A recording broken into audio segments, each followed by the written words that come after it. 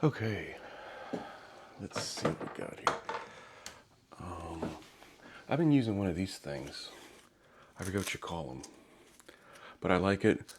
It's because I'm not very good, and it helps mute the strings a lot when I miss muting.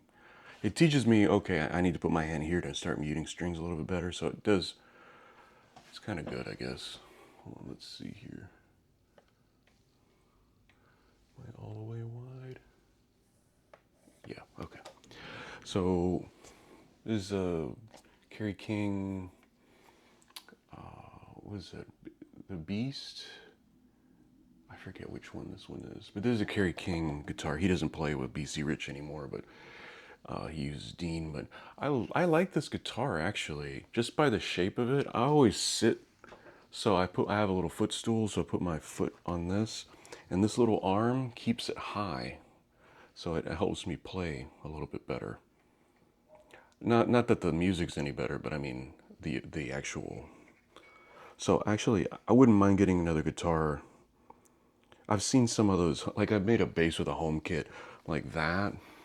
I've seen a guitar that kind of has a shape like this, a Warlock type shape, and I'm like, oh, that'd be fun to put together a guitar. But then that one guitar has a weird, like a fulcrum, like not a, I guess it's a whammy bar is a fulcrum anyway, but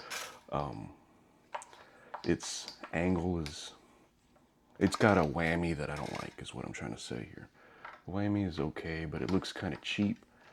And Floyd Roses are hard to keep track of to begin with. And if you have like a cheaper one, just a regular fulcrum one. I keep wanting to use the word fulcrum. I think that's the right word. It's just going to be a pain to try to keep in tune, I think.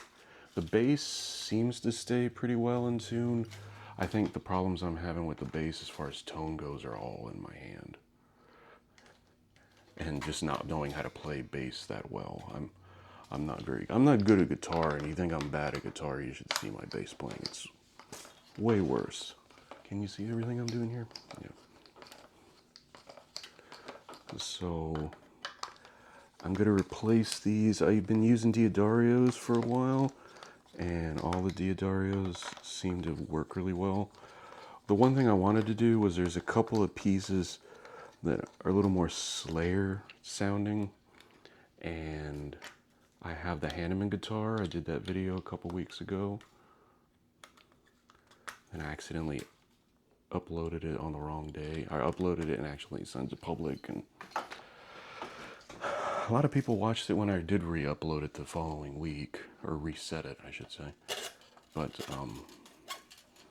there's some Slayer pieces, and I think they both of these guitars kind of complement each other with sound, like I've been doing with the Hetfield and the Hammett guitar. They complement each other kind of well. So that's why I wanted to change out the Hanneman strings for a while. I've been wanting to, and I did. Because I think it'll just sound kind of cool, and visually it'll look cool. Obviously, how part of this whole medium, not part of it, most of the medium is visual, because it is YouTube. I may put it on PeerTube also, but nobody watches on YouTube, and really nobody watches on PeerTube. But PeerTube is better in principle, so I don't have to worry about people not taking stuff, but like PeerTube is federated, and you don't have to worry about a corporation taking your stuff or saying that you can't do X, Y, and Z. I rarely do anything that's like too crazy, or I don't think it's crazy at all, really, but you never know. Anyway, ooh, that was close. Ooh, just dropping stuff left and right. This is Diodarios 12. I'm gonna do 12 to 52. I've been there we go. Autofocus just doesn't want to go sometimes. When I switch from manual to autofocus, you have to kind of initiate it to make it autofocus again for some reason. Anyway, Diodario 12 to 52. I'm going to tune it like the other guitars. I've been doing everything, and somebody actually responded with something helpful in a comment on the Hanneman video. Yeah, the 12 to, oh, I'm sorry, that's the size of the string. The tuning I'm doing is called C sharp. That's what I thought, but I'm never really sure. I know how to tune it and how to use my tuner to do that, but I always get confused with them. Somebody clarified, and it was C sharp, and that's the tuning I do, and that's the tuning that a lot of Slayer at least after year two, from like God Hates Us All to the end, or C sharp, and then they do some drop tunings here and there, but typically it's like a C sharp tuning. This is I gotta check this. Ooh, hold on. I have my dirty rag because this thing is dusty. I haven't played it as much lately. I've been playing the Hanneman, the red guitar here. Red is actually a pretty nice color, especially like a deeper red. And this has this has that red in it. But it's really dusty. This rag looks like I've been fighting the Toxic Avenger with it. But this is all that oil for the fretboard. I don't think it needs it this time around, but I plan on recording some stuff in the next day or so. I already recorded some stuff, but I have some more ideas. So I always do the gap, I always do 3 fingers underneath the 12th fret to get enough of space, space, so that way I can wind the strings properly. The thing that I probably should do, and I just haven't, is locking tuners. I love locking tuners. Someone like me who's not very good at twisting the strings and getting them tight quickly, locking tuner just takes a lot of work out of it, and I'm all about that. Anyway.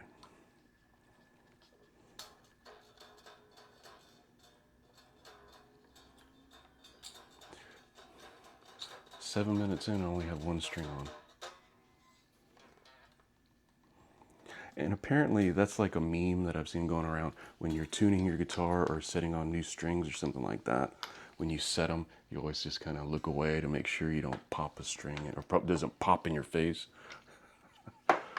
I've never had that happen, thankfully. I've had strings break when I'm setting them up, but like those Hetfield strings that I bought that I didn't really like a whole lot, and then everybody was like, "You're doing it wrong." I'm like, yeah, I know. That's still the best way to figure out stuff, is to just confidently come out with the wrong answer and say, "Yep, 1 plus 1 is 3." And everybody goes, "No, there's a right answer. You're wrong. I'm the only person that's ever been right on the internet," you know. And it's sometimes you find yourself doing that to other people, but I just think it and then go away. I'm like, nah, I don't need to tell you. You'll figure it out. This guitar is a BC Rich. BC Rich doesn't hold the tune, doesn't hold a tune as well as the LTD guitars, which are ESP, the economy model, economy brand, or whatever you want to call it, the cheaper one. I would never buy an ESP simply because they're really expensive. And I don't know how to. I'm not very good. I'm not very good. I'm giving myself a lot of credit. I'm not good at playing guitar, so I don't want to spend a lot of money on a guitar if I can help it. Obviously, I have at some point. But I mean, like when I bought this guitar, I used my income tax last year. That was fun. Wait.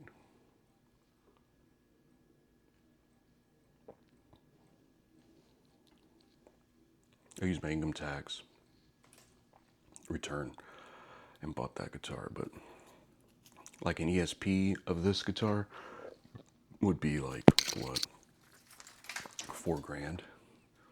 Yeah, it's not gonna happen.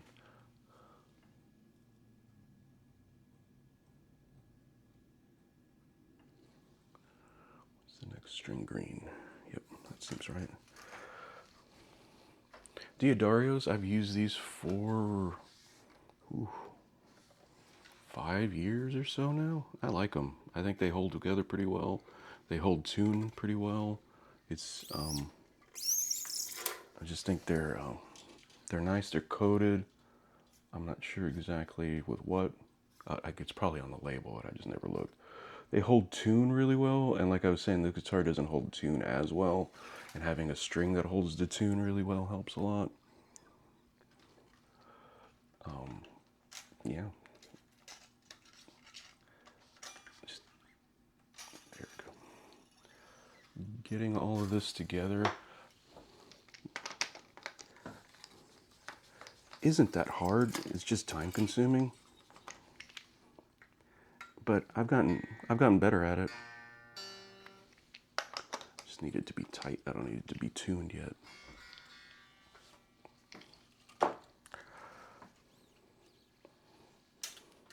So if Diodario wants to send me free strings, that'd be awesome, but I know they never will. Nobody will ever see this video beyond maybe Mom. Oh, 11 minutes. Hi, Mom. I doubt she's watching this far. She's probably like, oh, he's moving that again. Okay.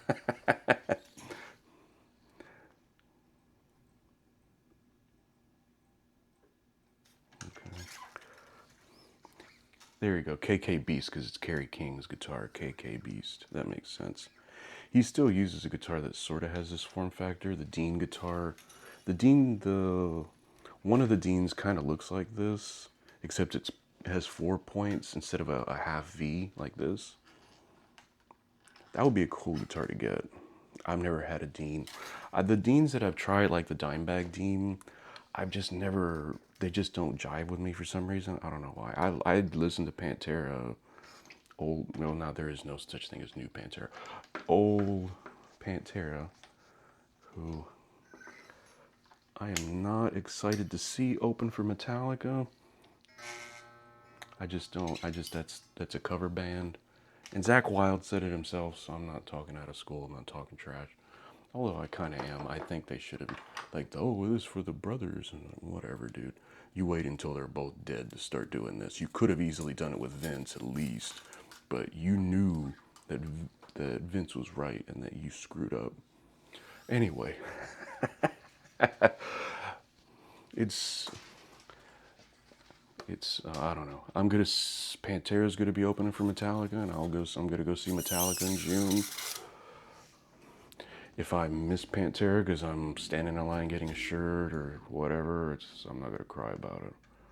I saw Pantera with Dime 4 times or 5.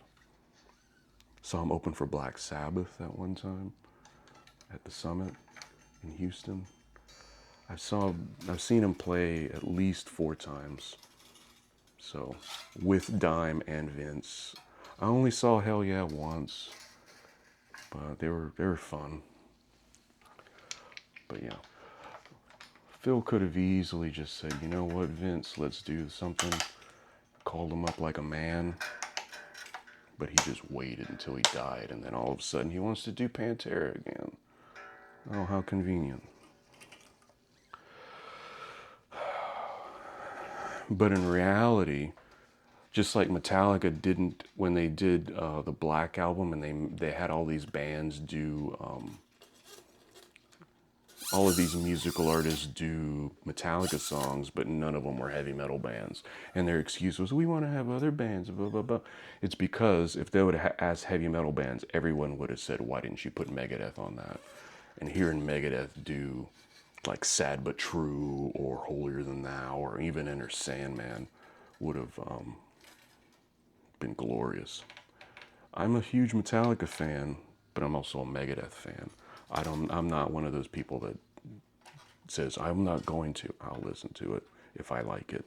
The last 2 Megadeth records are probably some of their best work, even though they got rid of Kiko. But you knew that was going to happen. When I saw Kiko, I'm like, man, that guy's really good. Man, I'm going to miss him. All right, 15 minutes. It takes about 15 minutes for me to do this. So, new strings. These are Diodario's 12 to 52. I tune them down a step and a half. But when I put them on like this, you can hear it with the mic. Wait, where's it? Do I not have... Let's use this one.